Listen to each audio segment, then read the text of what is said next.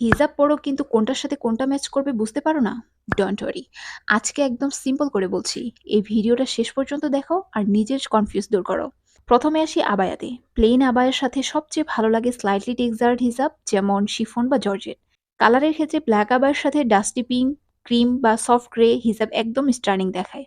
আর printed বা embroidered আবায়ার সাথে always solid colour হিজাব নাও, না হলে লুকটা টু মাচ হয়ে যাবে। এরপর আসি সালোয়ার কামিজের সাথে। সালোয়ার কামিজের সাথে হিজাব ম্যাচ করা সবচেয়ে ইজি। ড্রেসের কালার থেকে একটা শেড তুলে নাও, সেই কালারের হিজাব পরো। যেমন লাইট ব্লু কামিজ হলে নেভি বা হোয়াইট হিজাব, প্রিন্টেড কামিজ হলে প্রিন্টের মধ্যে যে কালারটা ডমিনেন্ট করে সেটার হিজাব নাও। এটা করলে পুরো লুকটা একদম পুট টুগেদার দেখাবে। তারপর আসি ক্যাজুয়াল টপস বা স্কার্টের ক্ষেত্রে। ক্যাজুয়াল আউটফিটে হিজাব নিয়ে সবচেয়ে বেশি কনফিউজড হই আমরা। সিম্পল রুল হলো, আউটফিট যত বেশি হিজাব তত সিম্পল। প্লেন টপ বা স্কার্ট হলে প্রিন্টেড বা টেক্সচার্ড হিজাব ট্রাই করো। আর আউটফিট অলরেডি প্রিন্টেড হলে হোয়াইট, ব্ল্যাক বা ন্যাচারাল হিজাব এটাই সেফেস্ট চয়েস।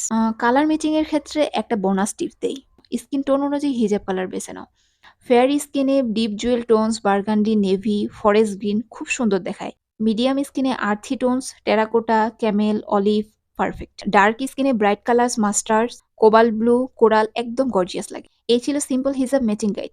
আজকে থেকে ক্লোজেট খুলে কনফিউজড হওয়া বন্ধ করো। এই ভিডিওটা সেভ করে রাখো, কাজে লাগবে। আর বান্ধবীকে ট্যাগ করো যে সবসময় হিজাব ম্যাচ করতে পারে না। অবশ্যই ফলো করে রাখো নতুন নতুন আরো টিপস পেতে।